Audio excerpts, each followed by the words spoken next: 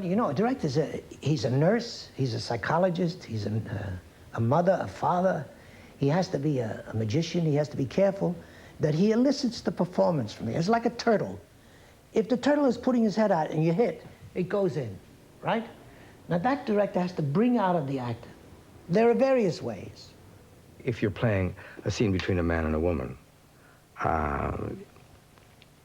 and it's obvious that there is, you know, one director can say, you're in love with her. Well, how can an actor play, I'm in love?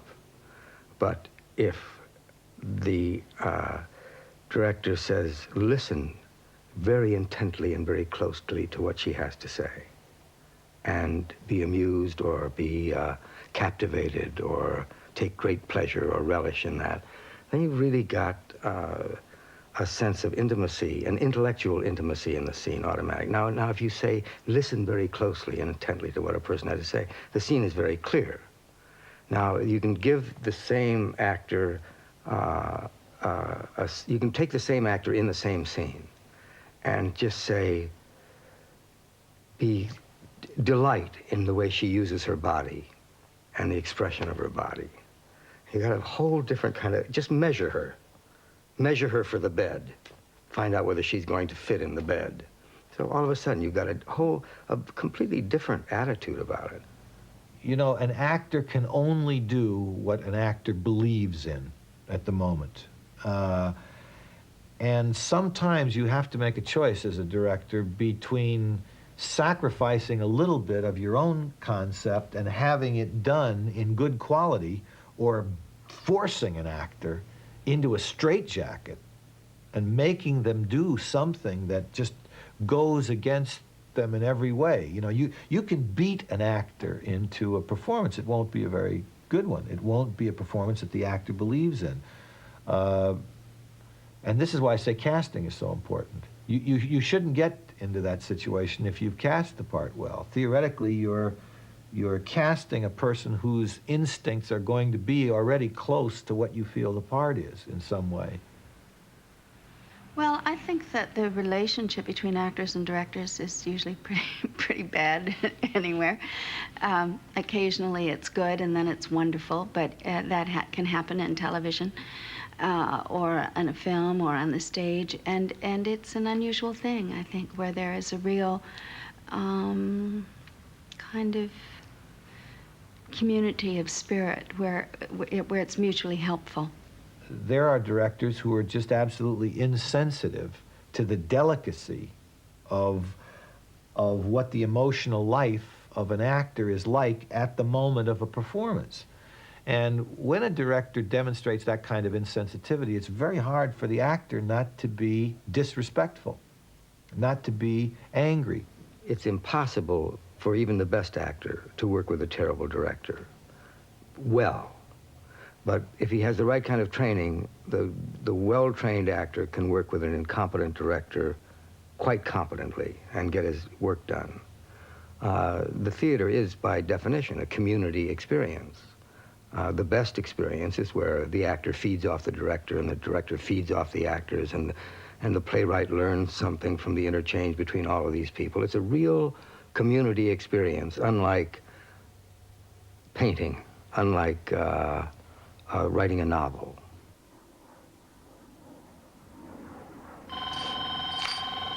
Hi, Actor Studio. Okay, you should come in and pick up an application. We have applications that we pass out at the desk here, and you can, and we'll set up a time for an audition through the course of the year. Okay? It'll be up to about a year before you're actually called to the audition. Well, no, they have auditions periodically through about once or twice a month. Now you have to pass one audition. It's just passing that one audition that's a little difficult. Okay. Nobody asked you to fix me anything. I'm making it for you. Oh. I didn't say anything, and you get all pissed off.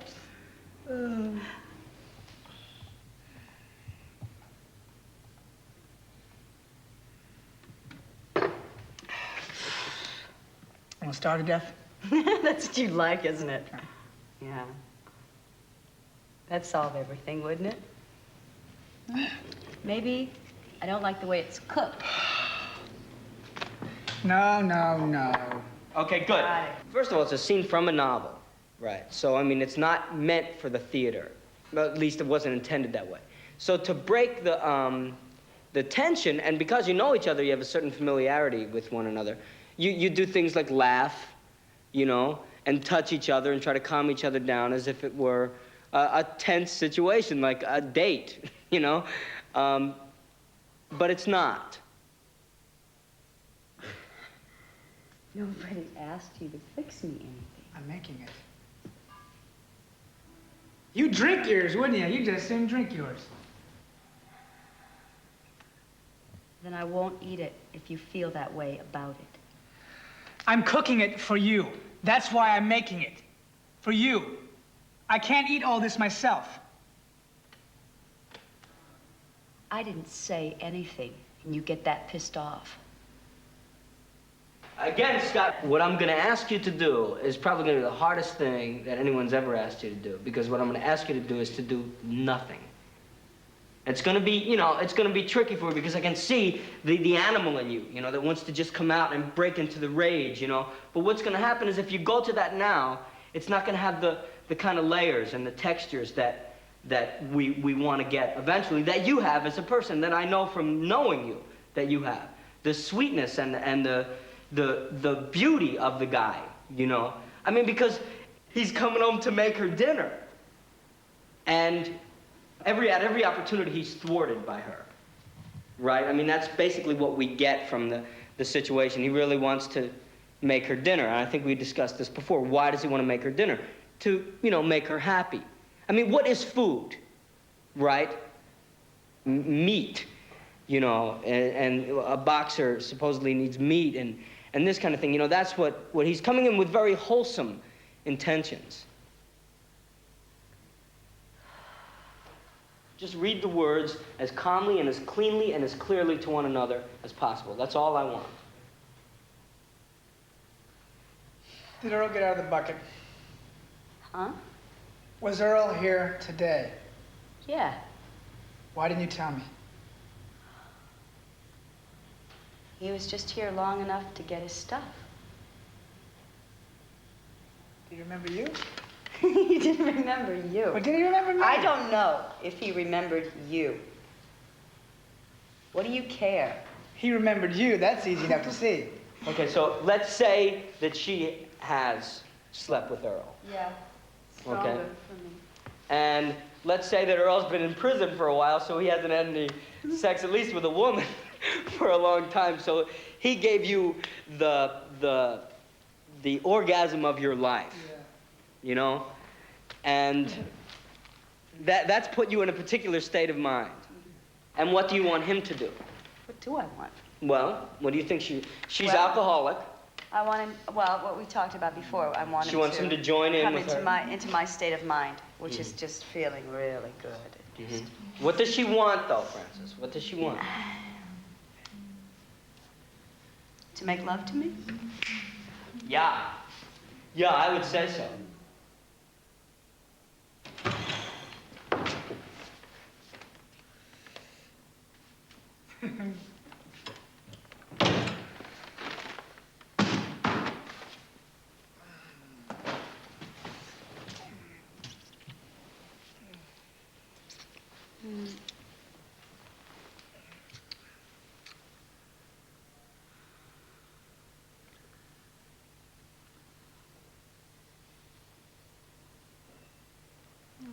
Did Earl come here?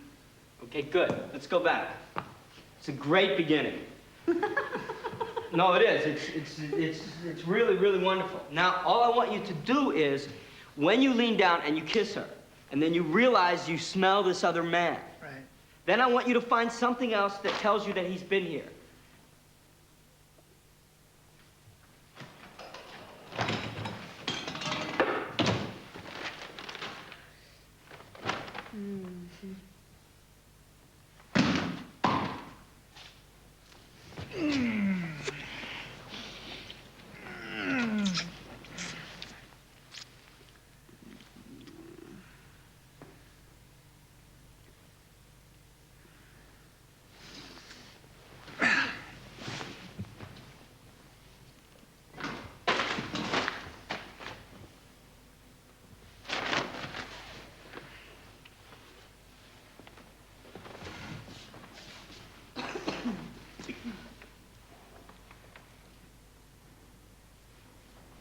bucket.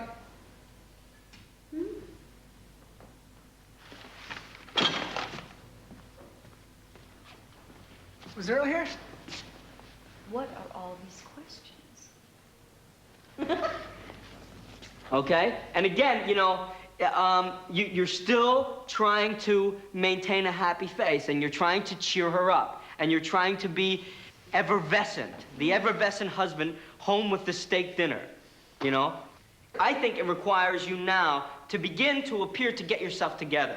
You know what I mean? He's obviously not going to jump in bed with you and have a drink and make love to you. He's going to make dinner and sit down and drink milk. He's made that very clear. Right. So when you say, what's with all the questions, I think that the way to respond to that is by moving yourself physically into a different space. Right. I told you it's close. He knew I was with you. How do you know that? I saw him before. Yeah, and again, these are city people, and city people, urban people have a rhythm. They have a rhythm. There's a snap to their language, you know, that I know that's for later on down the road, but it's just something to keep in mind. Hold the script in your hand. I don't care. You know that? I saw him before. I saw him before. When was this? What are all these questions? He came by the day he got out. Why didn't you tell me? I guess I forgot. That's a good one. What? I heard what you said. Why do you ask? You don't trust me.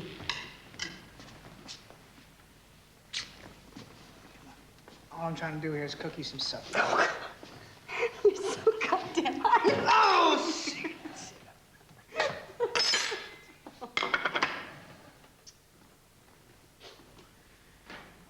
If I didn't cook this, you wouldn't eat it. Maybe I don't want to eat. Just sit and drink yours, huh? Look, you don't have to fix anything for me. I'm making it. You'd rather not. I got it right here. I don't want to eat. Come on, I'm making it for you. I'm not going to eat if you feel that way about it.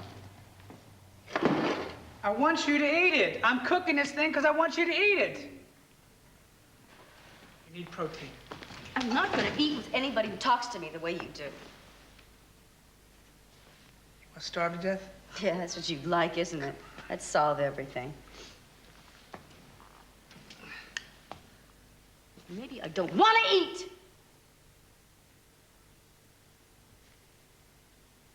Maybe I don't like the way it's cooked. Fine, don't eat. I don't care.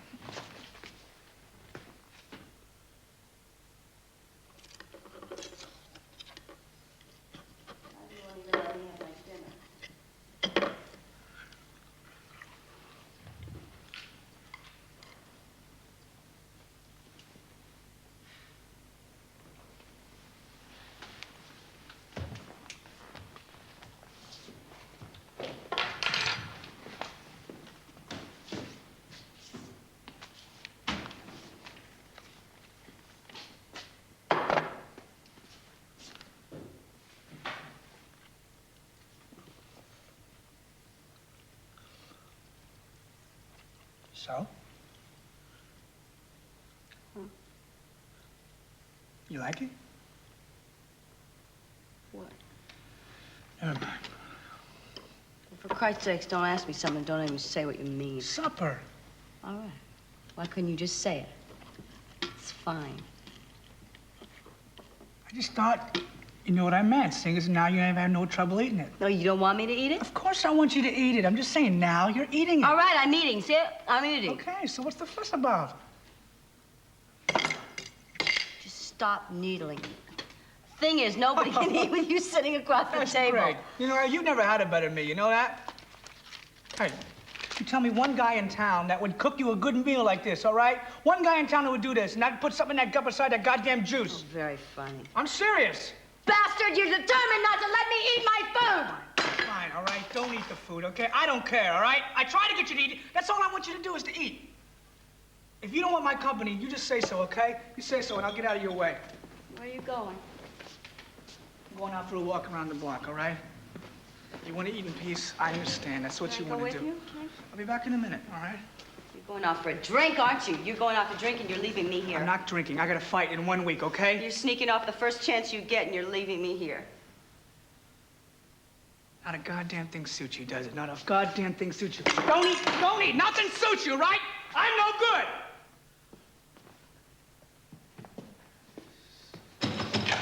Billy, wait. Wait for me.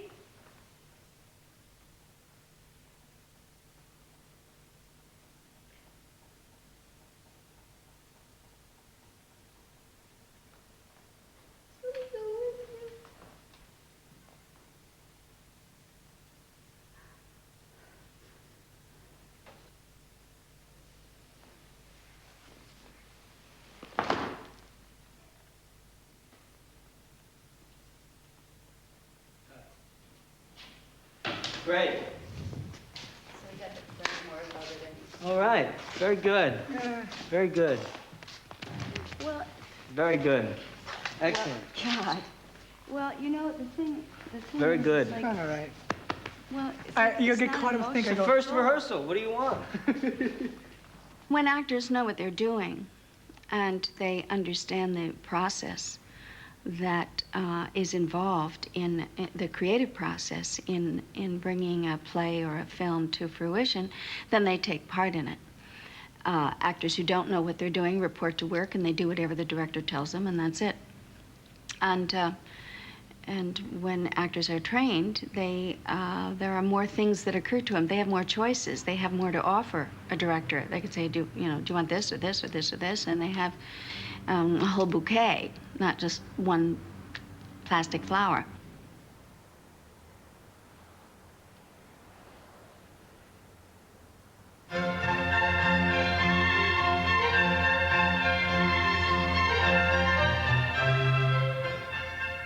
Good evening, and welcome once again to the Masterpiece Theater.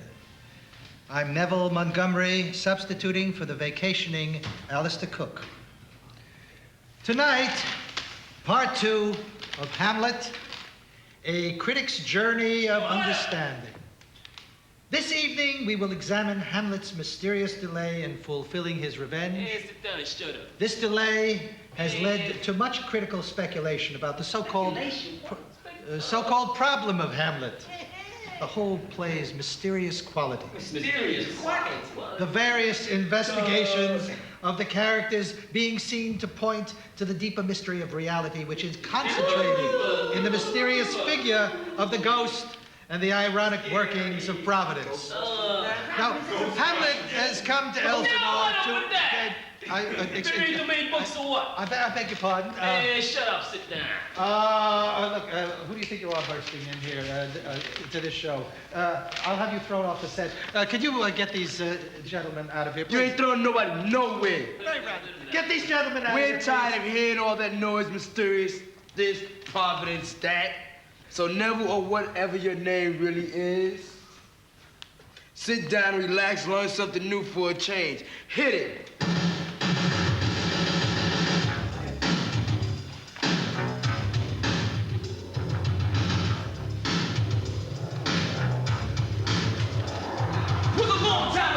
In a foreign land, some things went down, they can understand. The scholars and the critics, the brothers ever since was a man in sin, was just a lame dumb prince. That situation is strictly for the birds, cause the man's right here, right his own words. My name is Hamlet, got a story to tell. My uncle played nice but didn't wish me well. People thought it was nuts, my behavior uncool. But some people cross the line, broke a line of golden rule. You can make up your mind without or through. So let me rap my rap and that brother up.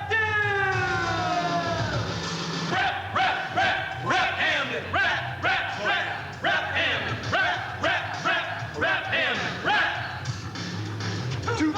He's fine, he's lying, now he's dying. You gave the man what the man deserved. He's fine, he's lying, but now he's dying. You gave the man what the man deserved. In Shakespeare's time, the language that we find very flowery, the verse, was the spoken language. So, and it was common. The language I'm using in Rap Hamlet is common. He was lying and dying, but now he was spying and lying, but now he's dying. You gave the man what the man deserved. Okay. Beat the man. Cheat the man. Pick a spot to beat the man. Do to him before he does to you. Just Let's say get it before. clear. You don't have to say before. Beat the man. Beat the man. Cheat the man. Pick a spot to beat the man. Like that. All right. Beat the man. Cheat the man. Pick a spot to beat the man. Do to him before he does to you. The guy almost yell it. I mean, Yeah, but yell it once you stupid, get know the what I mean? cadence, then we can get like that anger. Beat the man, cheat the man, pick your spot, defeat the man, do to him before he does to you. Then my father died in a very strange way, and I have my suspicions he left with foul play. Cause I went into a trance, my daddy's ghost dead. He told me a story that don't need to be in hand. See, my uncle's a creep. I can't trust my mother. He poisoned my dad, took my mother as his lover. Daddy, rap, Hamlet, rap, Hamlet, rap, Hamlet, rap. Something stinks. Something ain't right, think it's in the blood. Something's rotten in the state, got nipped in the bud. Something ain't right, think it's in the blood. Something in the state, got nip it in the bud.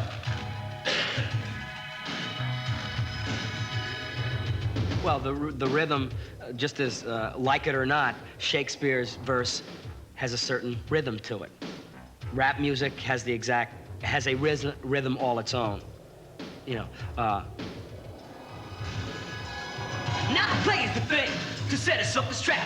Make him tip his hand so you can pay him back. So I set it all up. The players came that night. By the time the play was over, my uncle shook the fright. Shake him up, wake him up, then you drink a drink. That's what you got to do. Shake him up, wake him up, make him squirm, then break him up. That's what you got to do. Then I went to see my mom, asked her what was going on. Gave me very lame answers. Her response from what to come was a rustle in the drape. Found it hard to make the shape, so I started with my blade. My mother screamed like it was ripped. When I pulled back the curtains to check on what we had, the cat that fell out was my girlfriend's dad. Rap, Hamlet, rap, Hamlet, rap, Hamlet, rap. Too bad. Rap music, I'd like to say, is a very, comes from the black culture. There are some white people who do it, but it definitely started, it's had its roots in the black culture. It's very urban. It's a new expression of their plight. Rap, Hamlet, rap, Hamlet, rap. I'll get a grip. Or not. To be. Or not. To be. Or not. To be. Or not. Okay, that was the last one.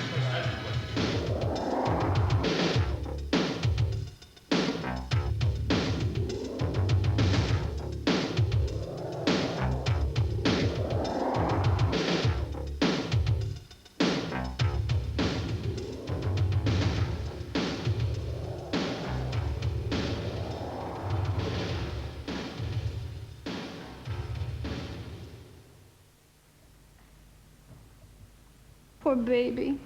Oh. Mwah. Oh. Okay, that's good. On that cross in the thing about poor baby, make more of that. Yeah, You know, more you poor. It really, in other words, the point being that you're trying to kid him out of it, you know, as well as. Mm-hmm. Yeah. Let's try it again. Oh, mwah. Is that better? Hmm? Okay, so you No. can make it well? Yeah. Are the prelims over, huh? Can we get down to the main event? What's the rush? Now listen, Sharon. Fess up, huh? You did come here to get laid, didn't you? Yes, Hmm? So? but I haven't seen you for a year and a half. You might have caught some new diseases. No, I don't have any minor ailments. No. I didn't mean that. You know, I know. I just... I know. You weren't being insensitive. You were just being impulsive. You said Now, something. hold it. There's got to be more kissing on the mouth here. Can we have a couple of kisses? Really passionate kisses there? And also, I didn't like the way you cross onto the table. It still looks as if you're just getting set. Okay. You said something about a main event just now? I'd like to wait till hearing is restored. Just a few years ago, we reestablished something that we'd started a long time ago and left behind, of a group of playwrights and directors who would work together and actually produce plays, maybe in their beginnings, maybe just a reading, maybe just a first draft. And we would afterwards have discussions of what we thought of these productions. Sometimes the playwrights were very put out and baffled by what we said because we were very strong in our opinions. You have a lot of space here. No, not that much. This room is the entire apartment. A steal, $2,000 a month. Wow. Oh, so this is the bedroom, too. Mm-hmm. There's no place to hide. Make you nervous? You always make me nervous. Well, don't be. No. I've been declawed. Son of a gun. You notice I haven't asked. I'm not being nosy. I'm letting you explain that weird and somewhat disgusting remark about being declawed all by yourself with no pressure at all from me. Vasectomy. Oh. That's interesting. Why did you do that? I found out I have a hereditary disease. Cute. No, I'm not joking. No? Well, this is some sort of a degenerative neural I'm losing. really sorry. It must be awful for you. Kiss me. Just like old times.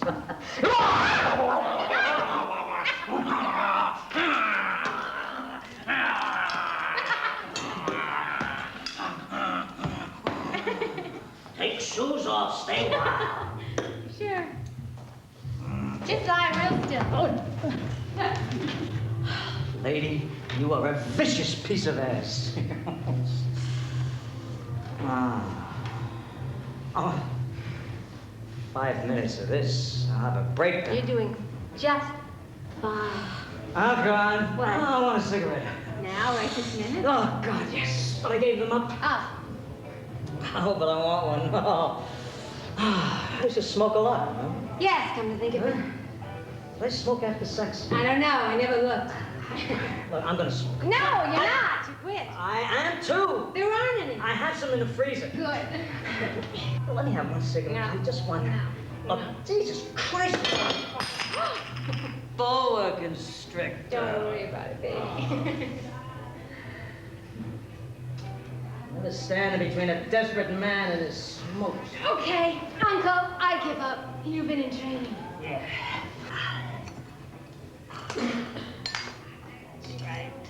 I don't believe you. You had me pinned and totally helpless, and you got up to get cigarettes? You need help. Hey, no fair. Come on, hand them over. Hey, come on, go. Hand them over. Give me the cigarettes. Beg me. Please, give me the cigarettes. Please. What do you do for them? Maybe. Will you still love me tomorrow? Yes, but I won't respect you. All right. I give up. Uncle. Eddie. No. Dear. No, but Eddie said Uncle. No. Ha ha! Gotcha. That's no fair. You said Uncle. Right. You cheat. No fair. You think that. Let me throw it open to discussion. Joseph? This would absolutely terrorize me if these were not two people that had met before. This is what threw me. These were a couple very early on, we are told, a year and a half previously, she had walked out, she'd had enough and she'd walked out while he was in the John or shaving, whatever it was. Therefore, I say to myself, what they have a right to expect what is going to happen between them.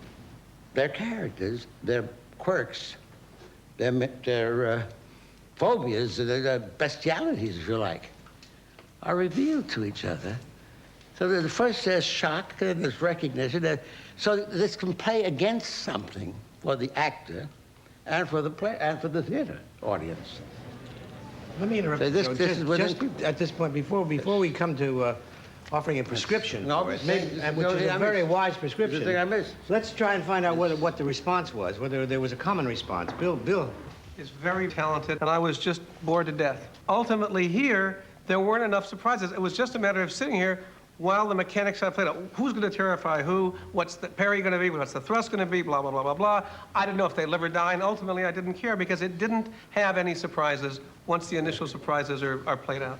But beautifully done, I thought. Yeah. Does this come as a surprise to you, or something you anticipated? Or? I could tell you what I wanted, but first I'd like to hear more from you. I'd like to hope that today we have a proper forum to really address some directorial attitudes and questions and responses. But also, clearly, the playwright will not escape. What irritated me very much was I just felt myself the way he wanted a cigarette in that play, I wanted some social context. Middle-class people used to sue each other, and lower-class people would beat each other up. But only the aristocracy would have games like that. Now we've got a class of yuppies coming along who will ape the aristocrats, perhaps, but I would have loved that in the play. I think it would have raised the play a level. If they'd just been a social context, here they are in this hideous high-rise apartment, this hideous plastic universe. Of course they're claustrophobic. Of course they get into this sort of situation.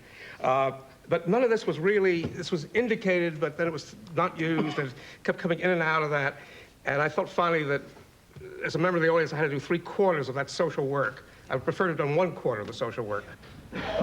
There simply isn't a high acid focus on this. And so it's always in danger of being a conversation, and Kazan has told us, and we agree, conversation is not theater. And then it's a conversation with sudden dramatic grand guignol elements of grand guignol, and then it's back to conversation again. There's got to be some maniacal social edge to it.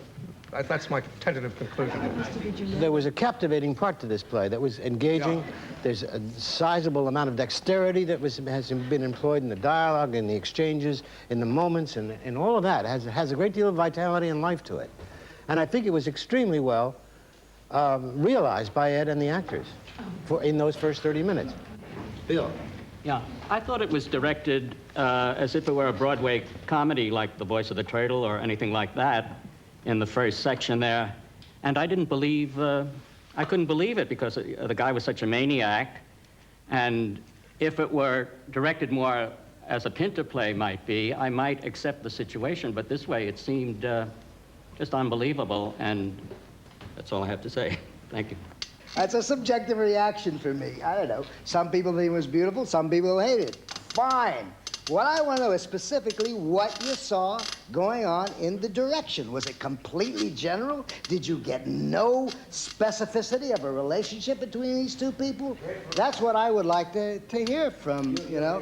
Not whether the direction was good, not whether it was misdirected, what you saw. They were swinging. That's what you can direct. There's no tentative feeling out. There's no sizing up the opponent. I made that choice. Right, good, wrong, bad, that's what I wanted.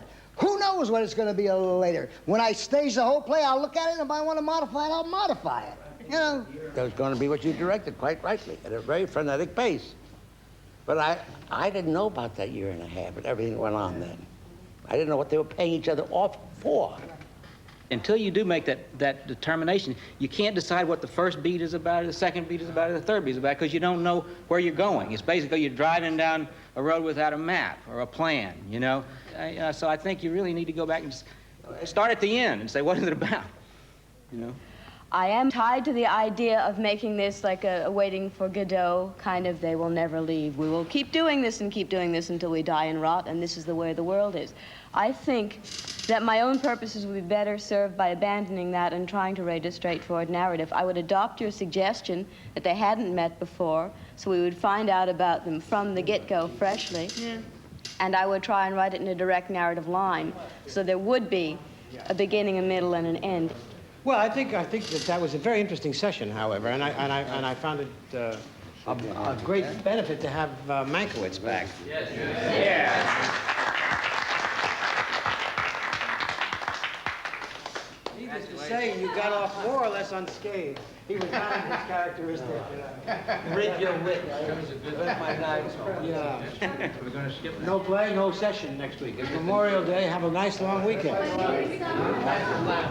Have to sum up. If there's not much to sum up, everybody's been summing up. Clearly, it seems to me there are two issues. The one introduced by Joe Mankiewicz, which is if this were a first-time event rather than some kind of repetition event, certainly that would perhaps relieve the sense that there was an unspoken revenge motive here that was operating that somehow never particularly as a revenge motive surfaced. It was a constant in the play. The other is the one that Norman talked about, which is the social context. The third point, which is that there's something about the immediacy of that broken glass on the floor with two actors in bare feet that brought that wonderful characteristic of danger to the play in such a way as to be, as in its eloquence, as to diminish some of the events that were being enacted in the play. The clarity, the simplicity of that broken glass on the floor. There was something, one, there was something real about it, but two, there was something pristine and immaculate and precise rather than generalized and where we didn't have to know what the boundaries were. The boundaries were very clear. If you step on the glass, you're going to cut your foot. Don't step on the glass. That was it. And it was very clear. In the dramatic events, it was, if you fuck me over, I'm going to fuck you over, but I don't know what you're going to do that. And I don't know whether you're going to raise the stakes. And if you raise the stakes, I don't know how high I'm going to go. And pretty soon, you were out of it. Then it struck me that, and I wouldn't know the solution to this, except probably I would have probably modified it and probably come in a little more sneakily, but probably with the same outcome. So I can't suggest that there's a clear prescription for the direction here. I thought it was inventive, beautifully enacted by the actors, and I think that sums it up for the day. Okay? Not next week, the week after.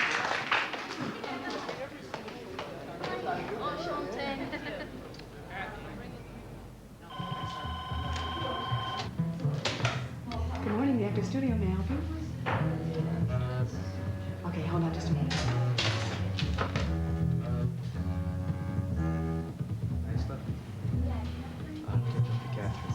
Yeah.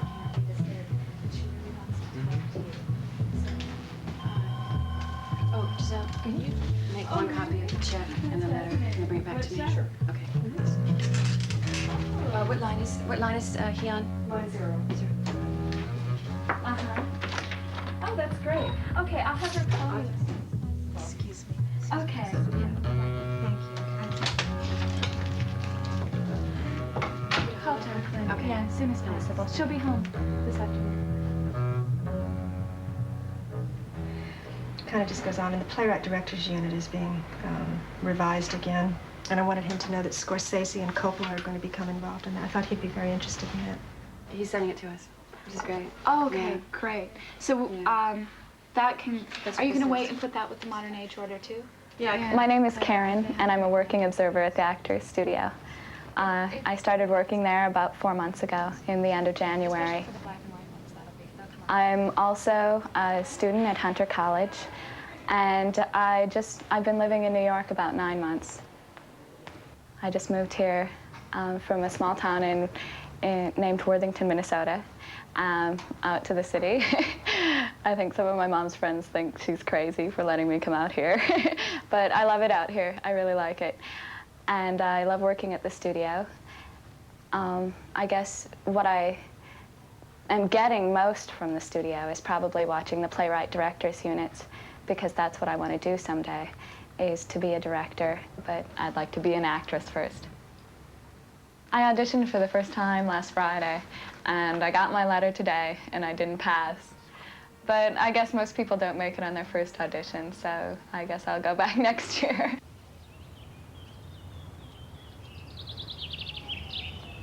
This is where we shot the opening scene to the film. The actress comes from around the corner, and she walks down the road here, and there's 2 men seated at a park bench right there. And she follows the path and walks over up onto the bridge over there. This is my first film, and we shot it in 16mm black and white, and it's silent.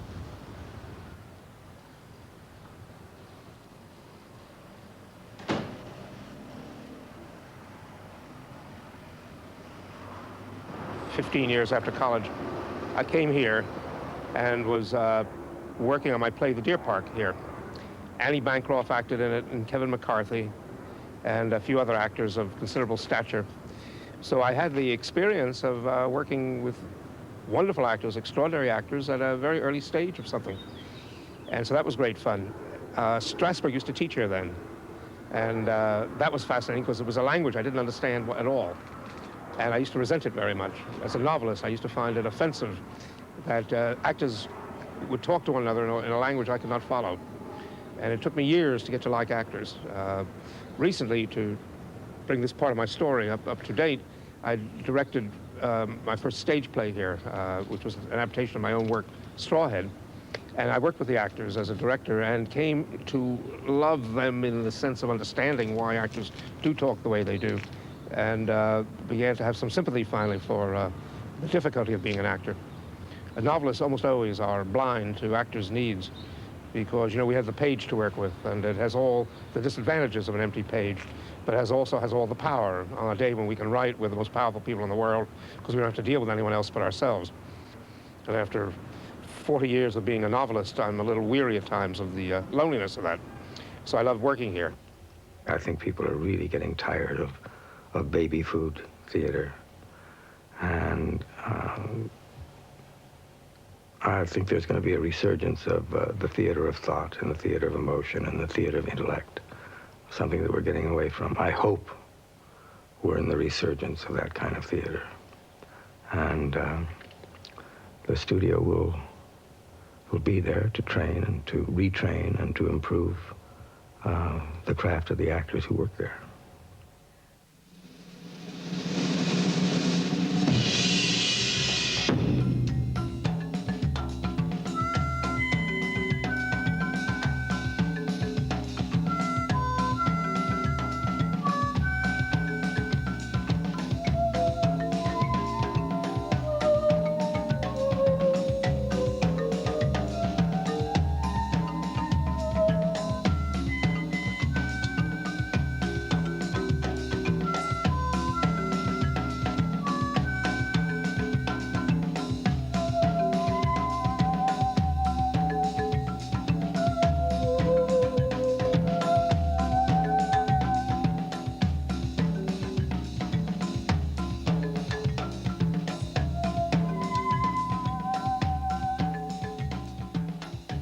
What we have is unique. I mean, we have a membership set up with, I think, a group of some of the best actors in the world where it costs no money for the actor to train, where one is completely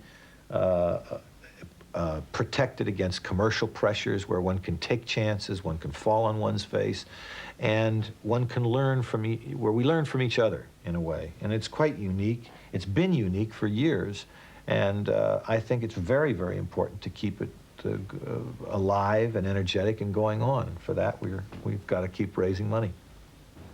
People have an idea that pennies drop from heaven, and they don't really, because we've had to scratch for our very existence from the very beginning, and thankfully we have received help from the major film studios and from private sources. People like Paul Newman, Dustin Hoffman, Al Pacino, Bobby De Niro, Sidney Pollack, Frank Perry, among others, there are many others, have contributed and been most helpful. The moderators, we have the most talented members moderating: Ellen Burstyn, who's our artistic director, Lee Grant, Shelley Winters, Elia Kazan, Arthur Penn. People of that caliber, they all come and they give of their time and talent free. It is all done with a great deal of love.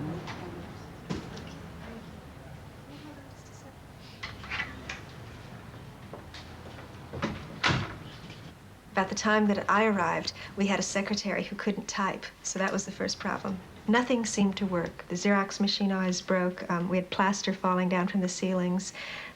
Ceilings in the back room were collapsing. One day, just on an intuition, I brought a structural engineer in to inspect the upstairs over the theater. We had big beams across the theater to support it, because this is built like a church, you know, with that kind of raked ceiling. And they find out that the building is about to fall down. That the engineer looked at me and he said, this place is a structural anomaly. There's no reason that the building should be standing, but for some reason it stands. He said there's no weight supports another weight, but it just keeps standing. So we had to immediately evacuate the building, and we had to find other quarters, and we never missed a session. That's the spirit of the place that's so wonderful, despite all of these things. We have 4 new members this year and 17 finalists.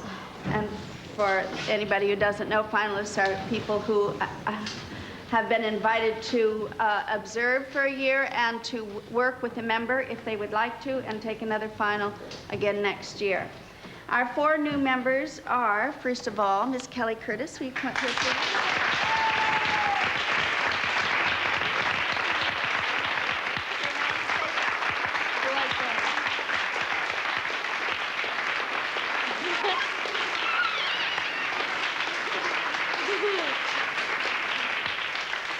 Well, thank you, and I'm very happy to be here, and I'm very, very, very proud to be a member of the Actors Studio! Yay! Scott Plank.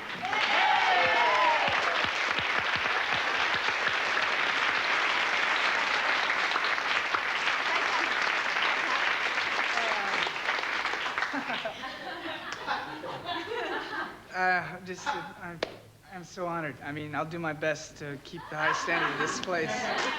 I mean, what it is and what it was and what it always will be in my heart. I mean it.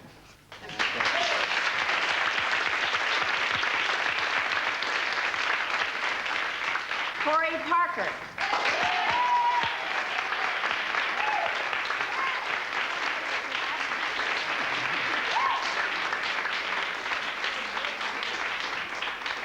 I just want to say thank you, and it's a dream come true. Thank you.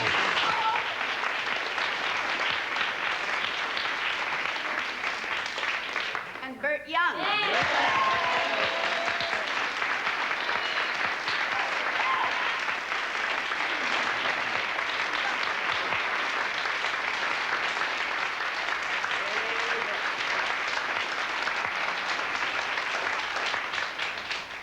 Thank you very much, and it's really.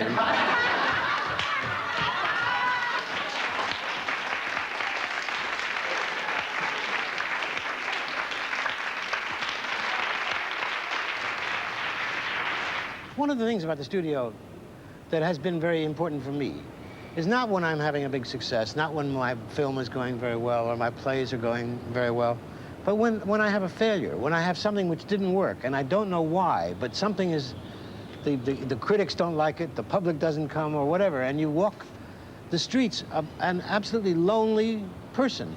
Well, if you come to the studio, there are so many comforting friends here, people who understand that experience, who have been through it themselves. And it's not uncommon for actors who are world famous to come here after a film of theirs has failed or they've gotten bad criticism, to come here and seek the companionship of other friends and other artists who understand that peculiar sense of irrational shame that you feel when something you've done in public has not succeeded, has failed. It may not be your fault, but only another artist who goes through that understands that. I don't know what the future will bring, but the reason we're here still and persisting is not because of any one individual, not because of the influence of anybody, not because of her or me or Ellen or anybody. The reason we're here is that we satisfy a true need at the right time in the right place. And as long as actors and playwrights and directors want to get together and work, this place will always exist. So I feel confident that it has proved its worth and has its worth now.